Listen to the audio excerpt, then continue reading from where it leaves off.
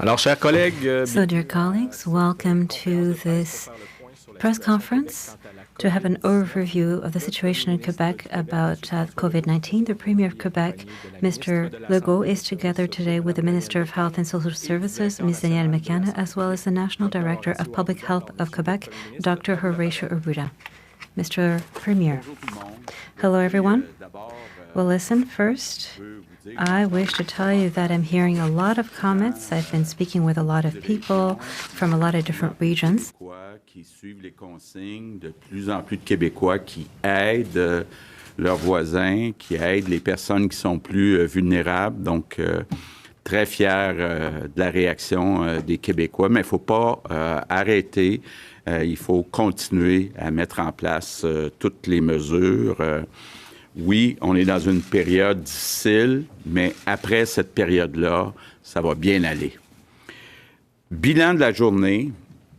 Bon, malheureusement, il y a 2 décès de plus. Donc, on est maintenant à 6 décès. Donc, je veux offrir, bien sûr, mes sincères condoléances à la famille, aux proches des victimes. Maintenant, on a aujourd'hui 1339 cas confirmés. Donc, c'est une augmentation de 326. On a 78 personnes hospitalisées, c'est une augmentation de 11. On a 35 personnes aux soins intensifs, c'est une augmentation de 4.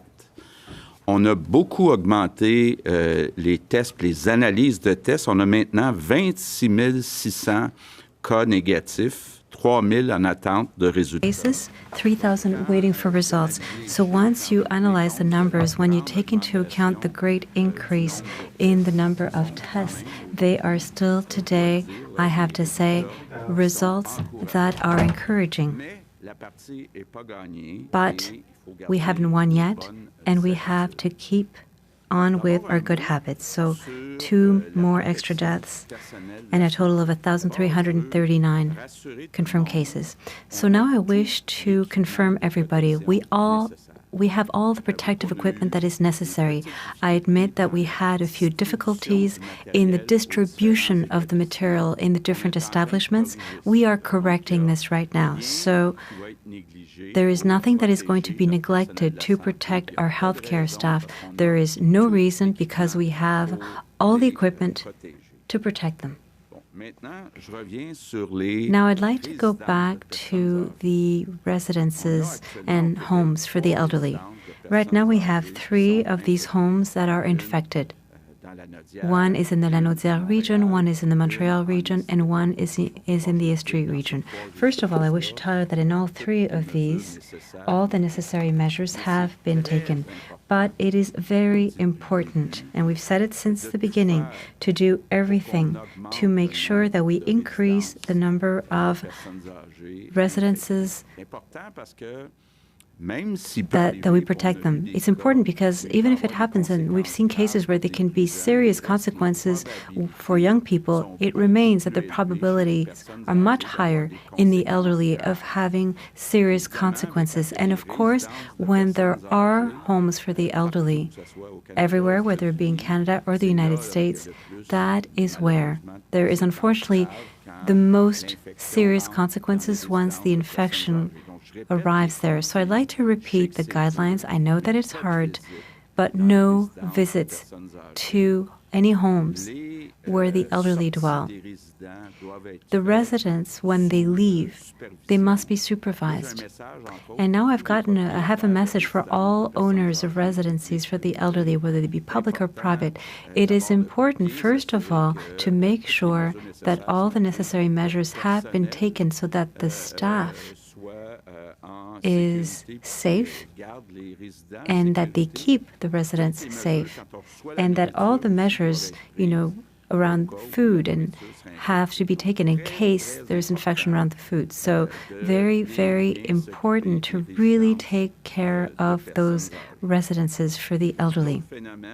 The other phenomenon that is continuing to go on and which will go on in the next few days is the arrival of the snowbirds, those who go and spend the winter in Florida or other sunshine destinations. It is very important. You must self-isolate for 2 weeks. Very, very important. You are at risk, so you stay home. For a 2-week period, everybody that is coming back from Florida or any other such places. Now, a word for the people who are financially worried.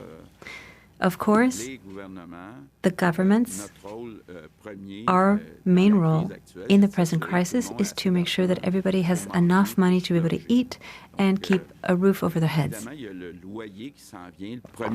Of course, the rent is coming up on the 1st of April, and checks should happen as of the 6th of April, the federal government wants. So I want to call out to all owners to please be understanding and to be able to wait for a few days before getting the rent. It doesn't mean that those who are able to pay it shouldn't, because there are, owners also count on that to be able to have a source of income. But let's be understanding. The first checks for the federal government is going to arrive as of the 6th of April, and there's rent to be paid on the 1st. Now, in each region, there are food banks. We've announced an improvement of the funding for the food banks. It is important, while being careful to protect yourselves, the volunteers that are going to be working in those food banks follow the guidelines. And I wish to really thank you. We're going to be needing you in the course of the next few days, because there are people, unfortunately, who will not have the money to be able to buy foodstuff. And we all have a responsibility to help out. So thank you to those who are helping out in food banks everywhere in Quebec. A word as well on the homeless. We are, right now, in the next few hours, we are finding places to be sure that our homeless not be in common rooms and at risk. So there's all sorts of alternatives being examined, for example, at the Royal Vic in Montreal and other places. So we are very conscious of this challenge, and we have been talking about it, and we are taking care of it. Now, my daily thanks are for the staff that do the cleaning and disinfect establishments everywhere, starting, of course, with the health network, but everywhere in Quebec. Your task is more important than ever, so thank you so much to all the staff that works in home maintenance and housekeeping and cleaning. So right now, we have a kind of army of 8.5 million people to fight the virus. And it is going to be our life's biggest fight. And we'll be talking about this for a long time. To our grandchildren, in 20 years and 50 years, our grandchildren are going to remember how the Quebec people managed together to win the fight. So this is a big fight that we are in right now, and we'll be proud to have won it, and I'm convinced that we'll win it. But as I say every day, what is important is to do everything to limit physical contacts, limit contagion, limit the loss of lives. And we can win this. We will win this together, this fight, this war. But I need you, and I'm counting on you. Thank you. A few words in English? Yes. So Quebec is united as an army of 8.5 million people in the fight against the virus. Every action we take will bring us closer to victory. Our children and grandchildren will remember how we won this battle. So let's make them proud. Let's continue our efforts together. Our health network continues to prepare for the fight. We're ramping up the tests, and we are implementing all measures to protect our guardian angels. To help us in our efforts, I ask our snowbirds that are coming back to isolate themselves for 14 days. It's very important to do so. You're at risk of spreading the virus. The faster we'll all do our part, the faster we will save lives and win this battle. Thank you very much. Merci, Monsieur le Premier ministre. Alors, Thank you, Mr. Premier. Questions? Hello, Mr. Premier. You're talking about encouraging results, but it is the third day in a row where we see a very important increase. We have an extra 326. Yesterday we had an extra 385. A lot of people think that it is in Quebec where we have the most. You know, in Ontario there's 14 million. They're testing more, and they have the most important airport in the country, and yet they have fewer cases. Is it only because of spring break? Is it not worrisome, especially since up until now we're really saying that we're ahead of everything going on in the other provinces? Well, as you can see, at 26,600 negative cases, we are ahead of the Canadian average per capita. So that is a very large increase in the number of tests being done and test results today, and an increase of 326. So if you keep all proportions in mind, that is a ratio that is encouraging. However, if you look at the totals, well, now we come back to what that means. Still today, about 60% of cases are cases of people who traveled. We have a lot of people who traveled at about the worst time during the spring break, so we have to take that into account. But what's interesting is to look at the progression. And today, taking into account the number of new analyses and screenings that were done, it is encouraging. It also must be said that the choice that was made, which was the correct choice, the choice made by Dr. Arruda, is that we started testing those people who were coming back from traveling as well as presenting symptoms. So we put all the chances on our side to find positive cases. We didn't just test those who had symptoms. We tested first and foremost those who had traveled as well as had symptoms. Now we're at the second step, and we are testing people, just people who have only symptoms. And so now our results, when you look at the new results, they are in the average as what is being seen in other provinces or states. Dr. Arruda? Well, yes. You know, it is very difficult to compare what is going on in one place or another because it depends on the kinds of flights. You'll understand, you know, some people had China, we had France and Italy, there was a spring break, and we still, for all of Quebec in its entirety, a majority of cases are associated to traveling. That is why it's so important that the message that the Premier Legault said about the people who are traveling, those people were outside during a period where there were even more cases than we had during spring break, because there's more in France, there's more elsewhere, there's more in the United States. So it is still very important to do so. And one thing that I'd like to mention here as well is that at the same time that we put up measures of social distancing, and right now we're on a break, so that will allow people to decrease transmission, the local transmission that is starting up in certain regions. There are people who are going to be calling you up, who are going to make epidemiological investigations. We're not looking at guilty parties. We're not looking to, yell at people who aren't isolating. We are looking for cases and context to help to diagnose the disease earlier, and if you need treatment, to do so, but especially to advise those people who may have been exposed to not contaminate others. So if you get a call from your public health, from a nurse or a doctor or another collaborator, you have to collaborate in the same way as if you go into a clinic. You have to tell people if you travel. You have to say that perhaps you were in contact with somebody who is positive. Don't hide that information, because when you hide it, you are preventing the doctor and our guardian angels from protecting themselves. If you don't collaborate with public health, you are preventing that we be able to investigate to help people to know whether they have been exposed. So it's still major. we have increased in a very significant way the capacity of investigation of public health, but you have to help us out and you have to respect the guidelines. The elderly who are going out through the back door in order to be able to not leave supervised are putting themselves in danger or are now putting in danger their own friends in the center. We're not doing this for fun, I'm telling you.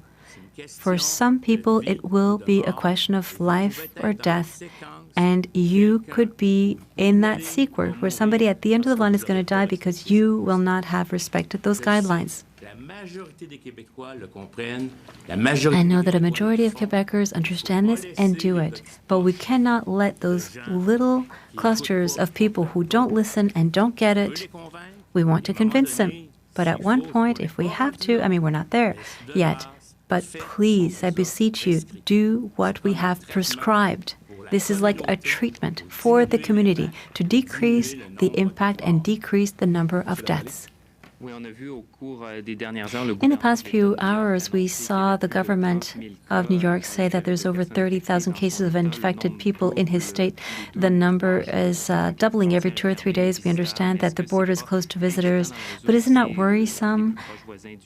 It being a very close neighbor to Quebec, there's a lot of truckers that go through there, a lot of people who are coming back from the southern United States who are going to be going through New York. Are there additional measures that you or the federal government are going to be taking? Well, first, when you look at the results for the state of New York, you also have to take into account that this is a state that is testing a lot more than the average in the United States. So we could ask ourselves, if we had tested so much, if they had tested so much in the other states, might there be a similar situation in the rest of the United States, or in many states, at least in the United States? So let's be prudent. I'm going to go back to the state of Florida, since there's a lot of Quebecers coming back. That is why it is so important. All Quebecers coming back to Quebec from the United States, regardless of where, you must self-isolate, you must stay home. You should not go out for a 2-week period because there's an extent that is very broad in scope in the United States. Of course, in the United States in general, there's been a lot fewer tests if you look at it proportionally compared to Quebec. So we don't really have a clear idea of the state of the situation in every state in the United States. So let's be prudent with people arriving from the United States in particular. I'm speaking now to the human being behind the Premier.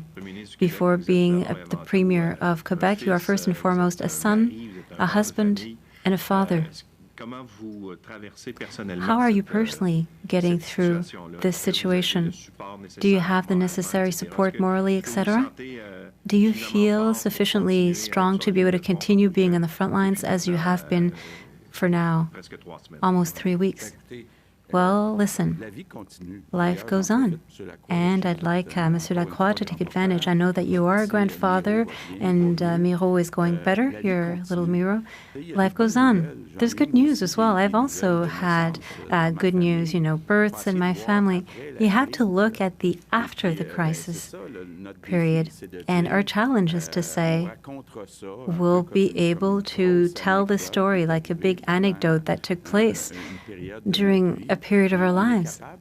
But we can get through this. I feel good. Of course, I can't see my 2 sons who are in Montreal, but I feel good. I'm telling you right away. I'm going to take a day off Saturday. It'll probably be Geneviève who will be here. So I'm being careful. I'm taking care of myself, and I'm also being careful with the people around us. But we, of course, have to take this seriously. It's serious what is happening. But we'll get through it. It's a difficult period, and it's temporary. We have to look at it this way. As the Premier of Quebec, I'm proud of what is happening in Quebec. I'm proud. I was saying it at the beginning. I'm proud of the reaction of Quebecers who are following the guidelines, those Quebecers who are helping one another out. And there's a lot of people calling us and saying, where can I go help? So we're going to help them getting the address of organizations that need help. So it's beautiful to see that. Even if it's hard, it's beautiful to see the human reaction of Quebecers.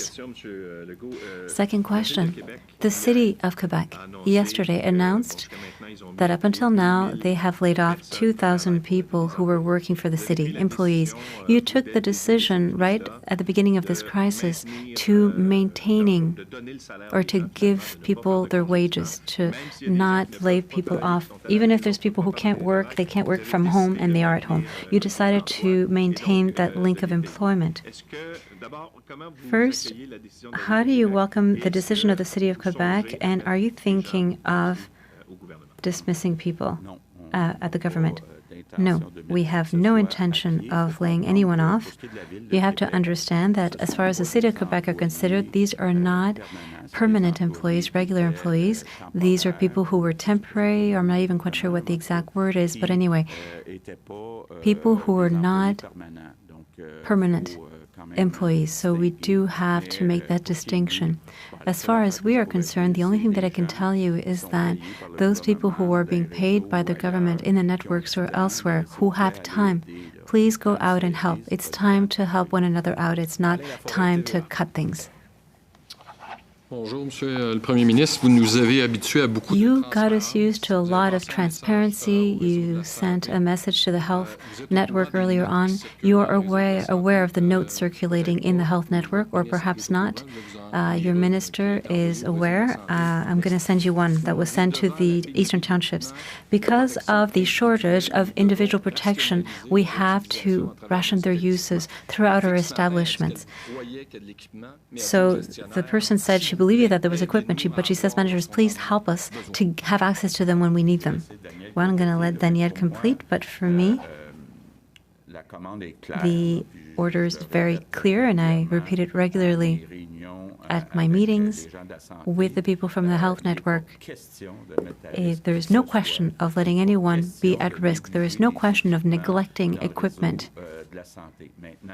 in the health network. Now, I admit, and I said it earlier on, we had a few problems in the distribution. We are not missing any personal protective equipment in total in Quebec, but there's been a problem with their distribution. Perhaps there were problems with direction as well. But I want to be very clear. We have to put all the necessary material at all times, everywhere in the network. Yes, and I am making this as being my main priority. We want to know. As it was said to us yesterday, there were a few places where there were problems. We looked at them and we are correcting the situation. And we wish to know, and we're going to make sure that we do know as well. I asked my cabinet head to contact all unions that are aware, for example, the president of the FIC, for the nurses, and as well to have the information of what is going on in the field. And I asked the deputy minister to ask the CEO to have a phone meeting every single day with the unions. We want to know what is happening. What we said is we're going to correct the situation, whether it be nurses, respiratory therapists, because as the Prime Minister said, it's a problem of distribution. We have the capacity. However, of course, what we're doing right now is different from what we were doing before. The way that we are managing the masks, people were used to having masks, very close, but we did have people steal them. We had to put them under lock and key, but that doesn't mean that they're not there for the staff. So what I'm saying today is that the nurses, the respiratory therapists, all the staff, they have to have the necessary material. And that is what we're doing right now. And we're going to have communication channels. We want to know what is going on in the field, and we will remedy the situation. Another big worry of the FIC, the union, is the clothing. There's still healthcare staff who go outside and bring back their clothes at home to wash them. At a time of a pandemic, is that normal? No. And we will have a look at this. We should make sure that in establishments we have cleaning services. I was in the network, for many, many years. And this is a situation that I don't find normal, even at regular times. And we will see and we'll make sure that the uniforms can be washed within the establishments. Dr. Arruda, is it possible to know what region the new deaths came from, and is it possible to have the profile of hospitalizations? Has it changed? Can we get the ages of people? First, you'll understand that when we name 2 cases and we're talking about a region, it becomes possible to identify, particularly when it happens in small regions. So what I can tell you is that those two people are not in the metropolitan area, if I can say it that way. And there are still, there's still one out of the two people where it was linked to trip. The reason why I'm saying that is that people don't think that there is community transmission. There is starting to be community transmission. We told you the profile of certain territories.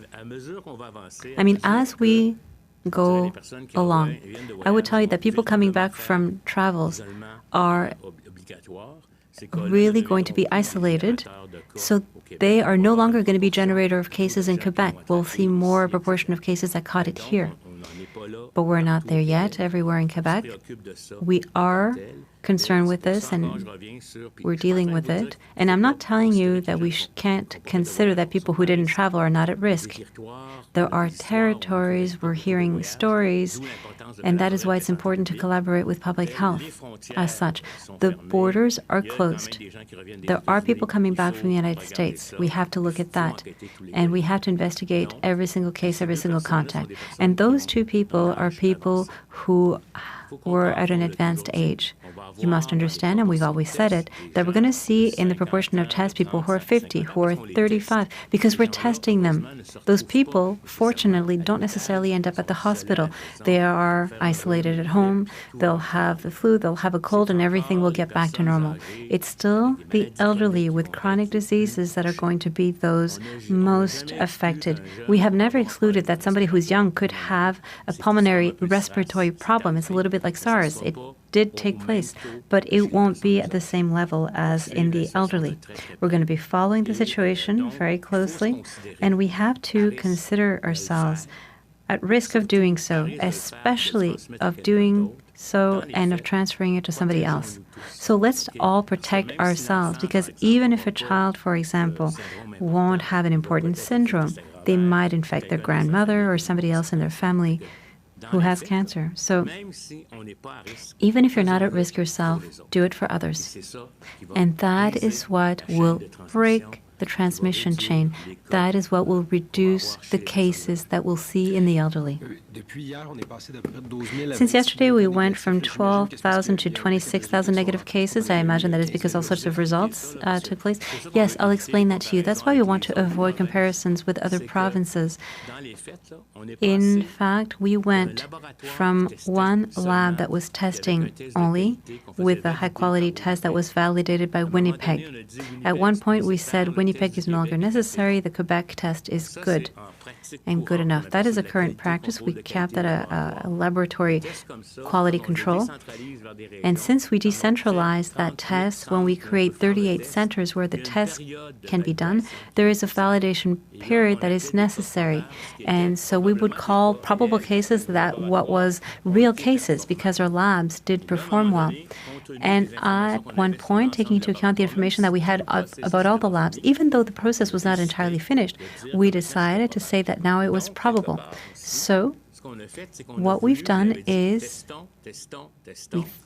and I told you, let's increase testing. Let's test and test and test. And people started getting tested and tested and tested, very important quantities.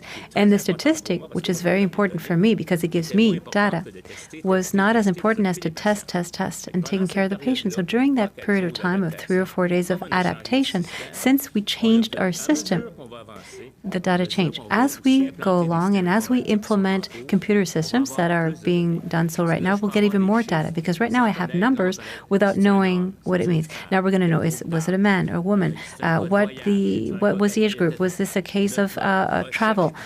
So our epidemiological research from a statistical point of view will improve. So that was a backlog, and we had the impression that we're testing a lot less than others, but in fact we were testing a lot, but we didn't know because it was at the central lab.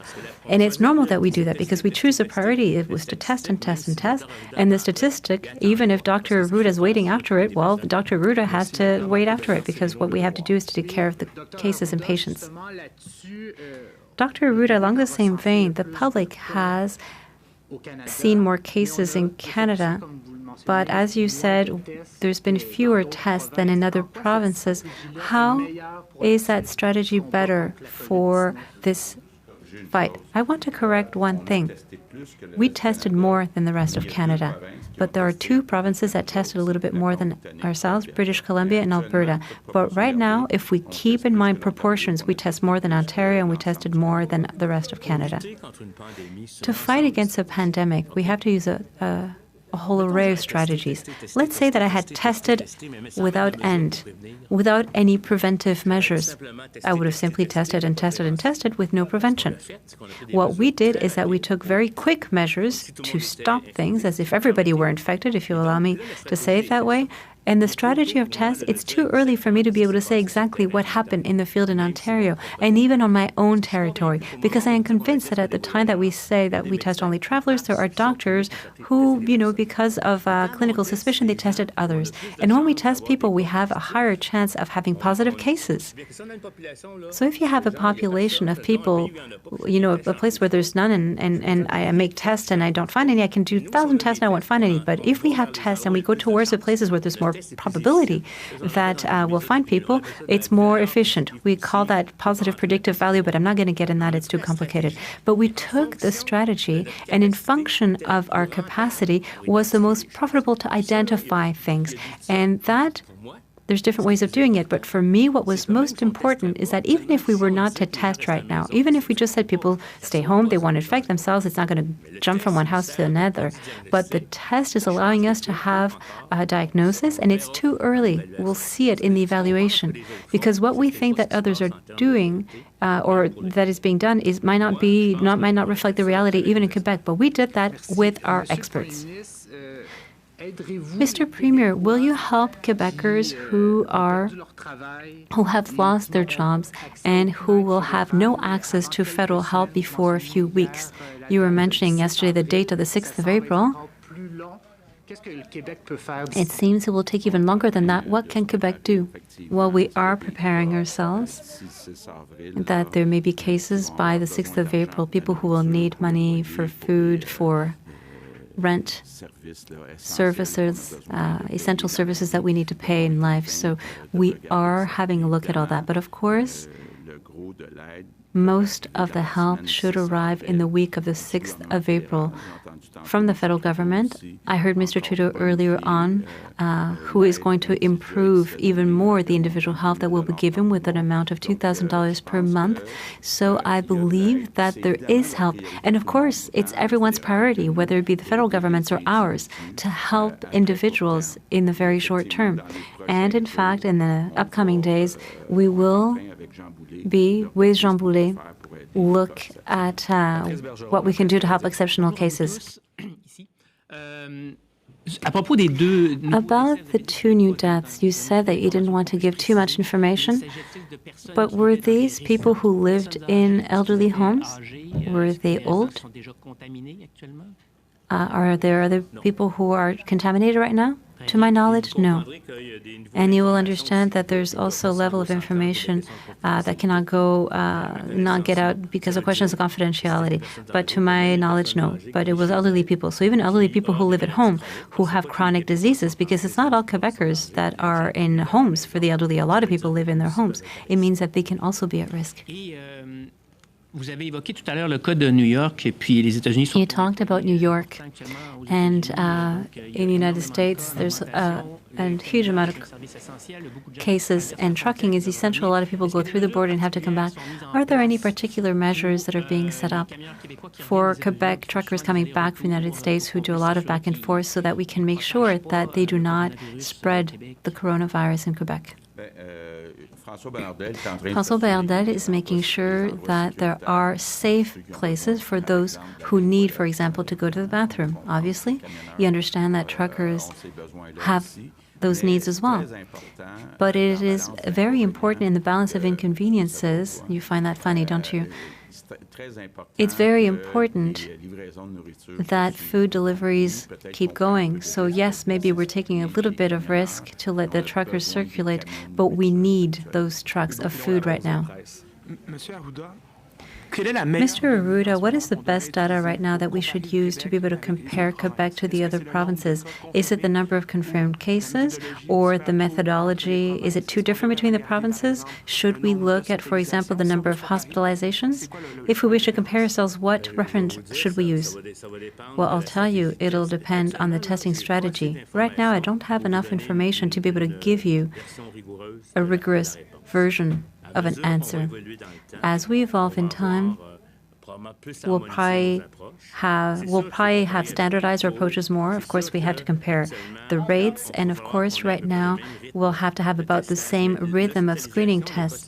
But hospitalizations, the serious cases, usually that's a good indication for comparisons because it's the people who end up at the hospital, and whether they be in Ontario or here, they would end up at the hospital.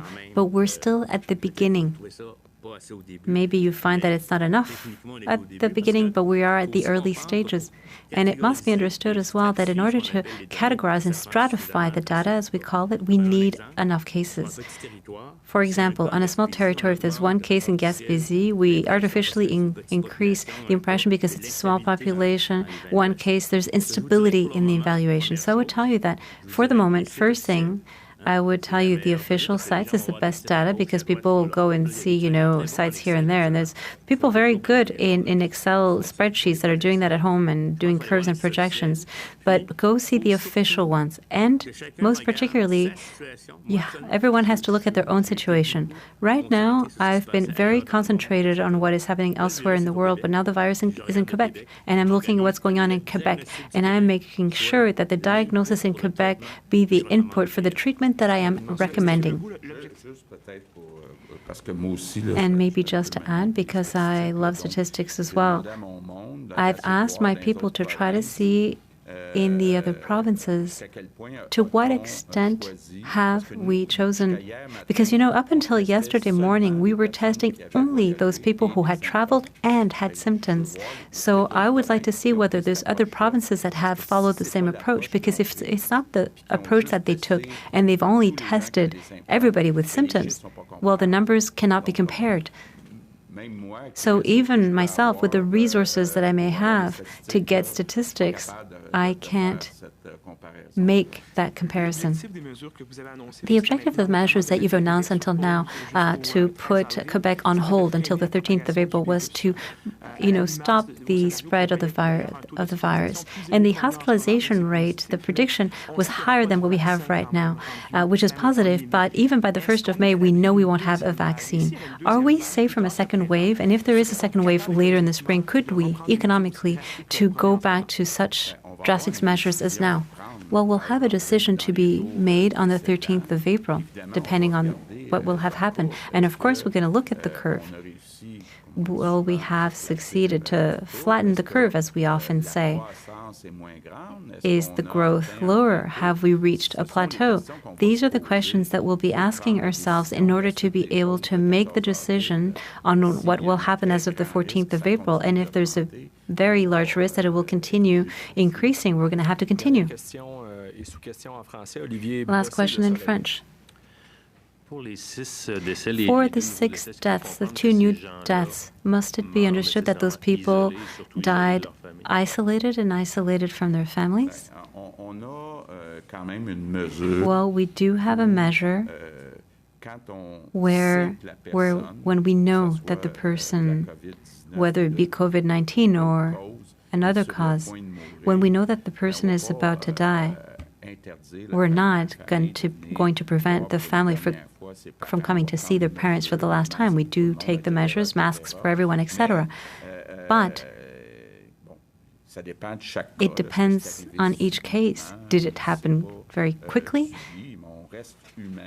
I mean, we remain humans. But at the same time, I repeat it, there's a lot of people writing to me because they want to go visit their mothers, their fathers in elderly homes. This is really not a good idea, and this is the worst thing that we wish. Now we have 3 homes for the elderly that are infected. That is where our 3 biggest risks are, and we have to stop it. We have to limit the number of elderly of homes for the elderly that are infected. And earlier, when you started speaking, you said of not a possibility but a concern that the food of residences might be infected. Could you talk about that? Well, we just have to make sure that the food that is received, even the food deliverers that come and bring the food, not be in contact with the people inside the residence, that the treatment of the food, cleaned and all that it be done properly, and that the staff as well that is in contact with the elderly, that they have taken every single precaution. From what I know, it's not because I've heard anything negative about this at all. When I talk to owners of homes for the elderly, they tell me, well, listen, we have 3 risks. We have the food, we have our staff, and we have our residents when they go out. And that is why they asked me to say, can we limit that 3rd risk? But let's not forget the first 2. I have the impression that elderly home owners are taking care of the first 2 risks very well, and we've announced measures for the 3rd one. But let's not forget, in the next few days, we can't relax those measures. We can't slacken them. We have to keep them tight. So we're ready to switch in English. English? With the Ketsen ACBC. Good afternoon. Talking about the lockdown, the partial lockdown, we receive calls from different workers, and there are businesses requiring people to come to work, even though on the list of essential services. So how can workers complain about this without risking their jobs? And can you impose fines or some type of enforcement for those businesses at some point? Yeah, we can impose fine, but we don't want at this point. But people that see that they work in a service that is not on the list, they can stay at home. And they can communicate with us also. I'll come back to you to which number, but I guess the main number can be a good one.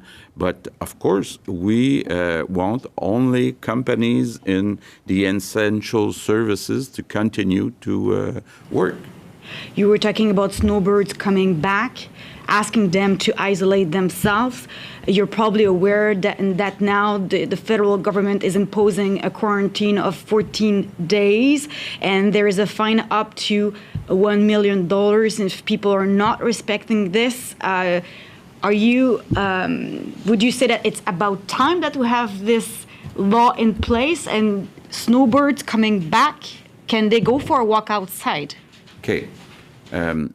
No, they cannot go. The snowbirds, they cannot go for a walk outside. Please stay inside for 14 days. Regarding the fine coming from the federal government or our government, what I said to Geneviève Guilbeault this morning, and she will repeat, or she's already repeating that to police forces, is that at this step, we want to inform. So we want to inform the population. We're not, I think, in the step where we have to start giving fines. But we have the power to do so. But at this time, we only want to inform the population. Work with the federal government with this quarantine that is mandatory now. But the federal government needs our police people in Quebec to manage that. We don't have the RCMP in Quebec, so it's going through the police people, the SQ and SPVM and the other police people in Quebec. And now a few questions sent by email. The first one is from Raquel Fletcher, Global News. A homeless person has tested positive. Will you start testing in the shelters? And anyone who's going to be positive is going to be anyone who gets symptoms, is in shelter or not, on the street and everywhere, they will be taken care, and they will have a story of case and contacts, as I was telling, and we're going to take the same measure as anyone in Quebec. And as a sous-question, now there's community spread and the fact you can infect someone else without showing any symptoms. Why haven't we started testing anyone who feels they need to be tested? First of all, your test is going to be negative if you don't have the symptoms, and perhaps, as we were telling, when we're going to have enough rate, less people coming from outside and more people with no story of contact, there's going to be tests for people who are symptomatic. And even, I would tell you, if there is a case, there is a family person who gets sick, we will stop testing them because we're going to be, we call it a link epidemiologic with a case. But we will change the strategy as the epidemiology is going to change in Quebec. And now questions from Phil Autier, Montreal Gazette. Starts with good day. For Mr. Arruda, the numbers of new COVID-19 cases continues to grow. We are the highest in Canada. Is this what you expected to see? Can you explain the increase? Yes, it's what we expected to see. And already, and I don't want to be too prudent. I want to be prudent. We had times when we double every day the number of cases getting out. We have almost the same as yesterday. We'll see what is going to happen tomorrow, but it's actually what we see is what we plan. There is always small variations. So, in fact, and I'm not the only one who looks at it, I got my experts too, we are not in a situation, even if there is a higher rate. Don't forget that we're looking at the Quebec of 8 million of population. When you compare with Italy, China, it's millions and millions. So we are getting virus. It's clear there is virus. We are exporting virus from the outside, and there are still now, I would say, some cases coming here again in Quebec. Maybe I would like to ask to add to Mr. Autier that right now, we cannot compare our figures with the figures of other provinces because the people we choose to test, in Quebec, we chose to test only people that have traveled plus have symptoms. In other provinces, we don't know if it is what they did. Mr. Autier also have a question for you, Mr. Legault. Do you have a special message in English for children in this crisis? Yes, Mathieu Lacombe will try to answer questions for children, and I'm asking parents to explain to their children what's happening. I can understand that some children need some explanation. Okay, and our last questions are for CTV. The World Health Organization's advise that some ambulance transport be designated and reserved for COVID-19 patients. Eventually, we may have lots of people who will need to be transported to hospital because they're so sick. Has Quebec done this? Not at this point, but what we're doing is having a very, very clear protocol with the ministry, with all the enterprises who have ambulances to protect the paramedic. So this is done. And one last very question. The mayor of Lavaltrie says he's not getting any specific information to tell his community. Will there be a special measure put in place in Lavaltrie considering there have been 4 deaths and seniors are still going outside? But there's no special directives for the city of Lavaltrie. The measures that needed to be put in place were in the place where we had those people infected, and they were put in place. So that's all the time we have. Merci beaucoup tout le monde. Merci tout le monde. À demain. Bonne journée. Thank you, everyone. See you tomorrow.